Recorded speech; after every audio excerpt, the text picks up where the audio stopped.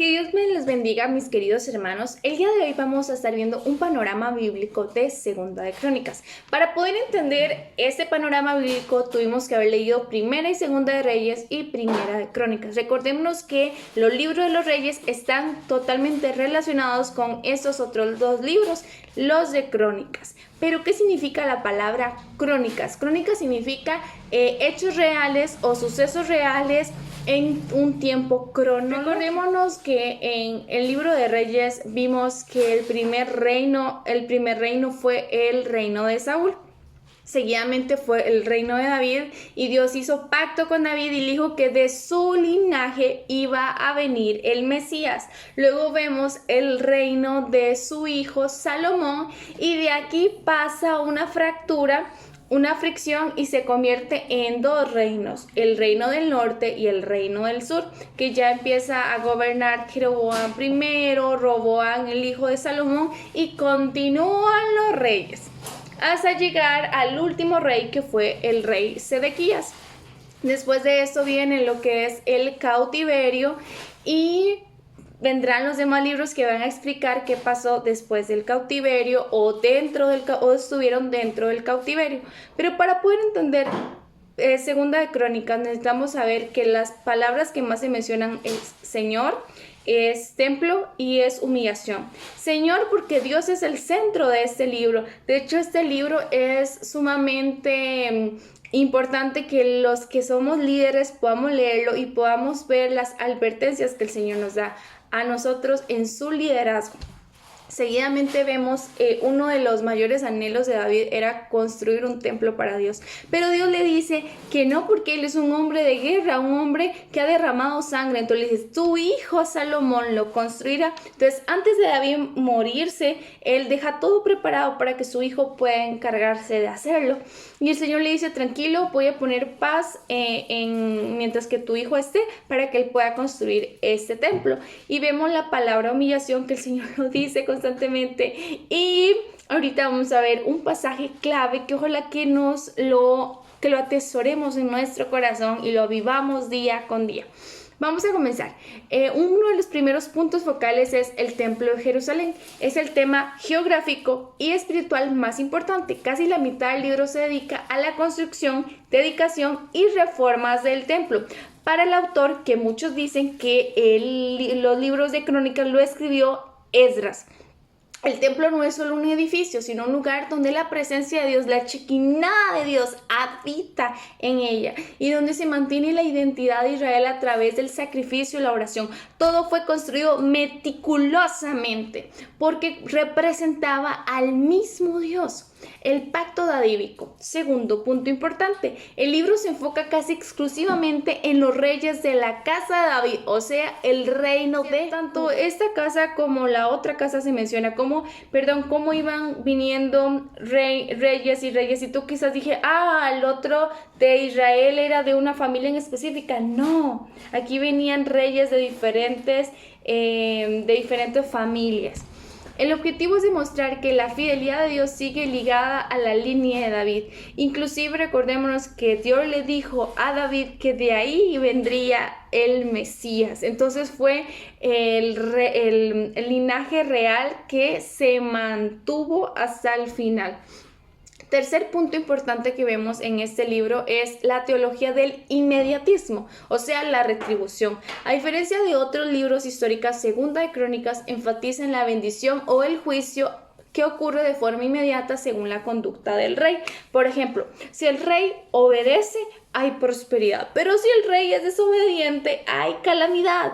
Entonces, eso lo vemos página tras página con este libro.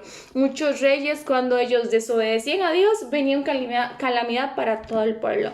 Pero cuando el rey se humillaba, como por ejemplo el rey Josafat, en Segunda de Crónicas capítulo 20, había una respuesta del Señor. Vemos otro punto que está ligado con lo que acaba de mencionar y es la humillación y el arrepentimiento. Como vimos anteriormente, el camino de regreso a Dios es la humildad. Un corazón humilde se acerca a Dios, un corazón lleno de ego se aleja de Dios. El libro nos enseña que no importa qué tan grande haya sido el pecado, como el del rey más malo, que lo vamos a ver ahorita, y que fue el rey Manasés. Si hay arrepentimiento genuino y una búsqueda de Dios, Él está dispuesto a restaurar al pueblo. Otro punto importante, la adoración y el liderazgo. Lo vemos con los levitas. Se le da la importancia enorme a la música, a los cantores, a los sacerdotes y a los levitas. El libro representa la adoración organizada como una de las defensas más fuertes de la nación. De hecho, muchas batallas se ganan no con espadas, no con un ejército, sino con la alabanza. Como lo mencioné ahora, en Segunda de Crónicas capítulo 20, se ve como a través de los levitas, a través de la adoración, hay victoria para el pueblo de Israel. La soberanía de Dios sobre las naciones. Otro punto importante. El libro nos demuestra que Dios tiene el control absoluto del mundo. Nos enseña que Él tiene el control tuvo el control tanto de Israel como de los imperios paganos. Y hoy en día Dios tiene el control sobre Israel y sobre los pueblos paganos, sobre nosotros, sobre América Latina. Dios tiene el control y Dios puede hacer lo que Él quiera cuando Él quiera. Inclusive vemos cómo termina el libro con el rey Ciro de Persia. Inclusive años atrás, antes de que él naciera, ya Dios había decretado de que por medio de la mano de Ciro, su pueblo iba a ser libre e iba a volver a edificar un segundo templo. Que esto lo vamos a luego a ver en el libro de Esdras y Nehemías, cómo empieza la construcción de un templo, pero también de los muros del pueblo de Israel. Ahora, recordémonos que lo mencioné, son 36 capítulos. Los primeros capítulos de Segunda de Crónicas vamos a ver la historia de Salomón. Salomón en el capítulo 1 pide sabiduría en Gabaón, y Dios le concede sabiduría y riquezas inigualables. ¡Wow! El rey más sabio del mundo pide justamente eso. Señor, dame sabiduría, dame entendimiento. Y vea que no solamente acá, no solo dice sabiduría, dice, dame ahora sabiduría en el versículo 10 y ciencia para presentarme delante de este pueblo, porque ¿quién podrá gobernar a este tu pueblo tan grande? Esto me recuerda a Génesis, cuando Dios le habla a Abraham y le dice, tu descendencia va a ser como las estrellas o como los granos de arena. Saben, esto me impacta porque vemos un Dios que cumple su palabra. Primeramente eso. Segundo, ese rey reconoce que necesita la ayuda de Dios. Y nosotros debemos de reconocer que necesitamos la ayuda de Dios. Dios, dame sabiduría, pero también dame ciencia. O sea, yo ocupo comprender. ¿Y cuál es la diferencia entre sabiduría y ciencia? La ciencia es el conocimiento que nosotros humanamente podemos adquirir. La sabiduría no es nuestra, es Dios mostrándonos, dándonos el discernimiento de qué hacer. O sea, es algo sobrenatural. Solamente por medio de su espíritu podemos obtenerlo. Luego vemos en el capítulo desde el 2 al 4 los preparativos y la construcción técnica del templo en Jerusalén, incluyendo el mobiliario y los utensilios de bronce. Capítulo 5 al 7, la dedicación del templo. La gloria de Dios llena el lugar. Salomón ofrece su gran oración y Dios responde en las promesas. Wow, quiero que veamos algo importante. Versículo 7. Cuando Salomón acabó de orar, descendió fuego de los cielos y consumió el holocausto y las víctimas, y la gloria de Jehová llenó la casa. Y dice, y no podían entrar los sacerdotes en la casa de Jehová, porque la gloria de Jehová había llenado la casa de Jehová. Cuando vieron todos los hijos de Israel descender el fuego y la gloria de Jehová sobre la casa, se postraron sobre sus rostros en el pavimento y adoraron y alabaron a Jehová, diciendo, porque Él es bueno y su misericordia es para siempre. Cuando está la presencia de Dios en un lugar, es imposible resistirse y no adorar. Terminó pues Salomón la casa de Jehová y la casa del rey Y todo lo que Salomón se propuso hacer en la casa de Jehová y en su propia casa fue prosperado. Y apareció Jehová a Salomón de noche y le dijo: yo he oído tu oración y he elegido para mí este lugar por casa de sacrificio. O sea, Dios le habla a él y le dice: ¿sabes qué? Yo lo he elegido, yo soy el que está detrás de todo esto, soy yo el que está al mando de esto. Y si yo cerraré los cielos para que no haya lluvia, y se mandare a la langosta que consuma la tierra, o si enviare pestilencia a mi pueblo, o sea, Él lo puede hacer. Él lo dice, pero en el versículo 14 dice: si se humillare mi pueblo, sobre el cual mi nombre es invocado, y oraren y buscaren mi rostro, y se convirtieren de sus malos caminos, entonces yo iré desde los cielos y perdonaré sus pecados y sanaré su tierra. Ahora estarán abiertos mis ojos y atentos mis oídos a la oración de este lugar, porque ahora he elegido y santificado esta casa para que esté en ella mi nombre para siempre, y mis ojos y mi corazón estarán ahí para siempre. Yo quiero que nosotros tengamos algo muy presente. Y hoy en día, por medio de Cristo, nosotros somos ese templo elegido, ese templo consagrado, ese templo que Dios tiene sus ojos y sus oídos puestos cuando nosotros le clamemos. Dios acá nos está hablando de un lugar en específico, sí, pero hoy en día Dios nos está hablando de nuestro cuerpo. Recordémonos que en el Nuevo Testamento dice que nuestro cuerpo es templo del Espíritu Santo. Eso lo menciona a través de el apóstol Pablo. Y nosotros debemos de tener eso claro y debemos de decir: Señor, conságrame día con día para tu gloria. Recordémonos de eso, humillémonos delante de Dios todos los días de nuestra vida. Capítulo 8 al 9, los logros de Salomón, la visita de la reina de Saba y su muerte, cerrando la era dorada de Israel unido.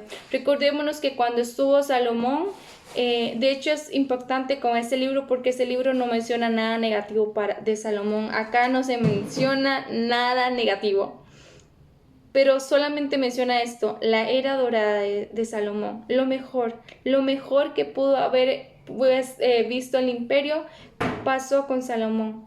Dios bendijo al rey David. Dios bendijo a Salomón en gran manera, en gran manera. Tuvo muchos lugares, tuvo muchas riquezas y su nombre era conocido en todo el mundo, justamente por su sabiduría. Y nosotros sabemos que justamente también por el poder de nuestro Dios. Ahora vemos los reyes de Judá, las reformas y el declive, desde el capítulo 10 hasta el 35. En el capítulo del 10 al 12, el cisma. Ya luego vemos a Roboam, que a él se le dice, él pide consejo y los ancianos le dicen: mira, tu padre puso un yugo muy duro, bájales un poco más al pueblo para que ellos te sigan. Y él pidió otro consejo a los jóvenes, a personas de su misma edad, y le dicen: no, ¿sabes qué? Súbeles más. O sea que si la mano de tu padre subo, que tu dedo pese más, ¿verdad? Entonces él al final siguió ese consejo y justamente hizo eso. Entonces después de Salomón, el pueblo se dividió justamente porque Roboam no quiso escuchar eso. Entonces se levanta Jeroboam primero y 10 tribus se fueron. Justamente la tribu de Judá y de Benjamín son las que se quedan conformando este reino del sur. Ahora podemos ver esto: Roboam en un lado, Jeroboam en otro.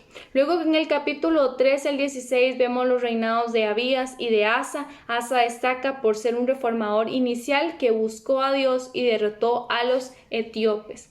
Desde el capítulo 17 al 20 vemos el periodo oscuro con Joram, Ocosías y la usurpadora de Atalía. Solo la intervención del sacerdote Joiada salvó el linaje de David.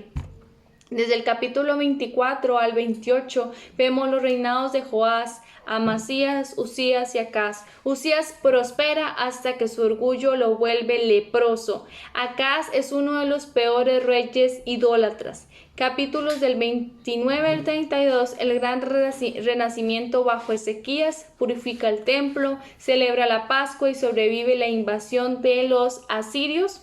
En el capítulo 33 vemos el contraste extremo entre Manasés y su hijo Amón.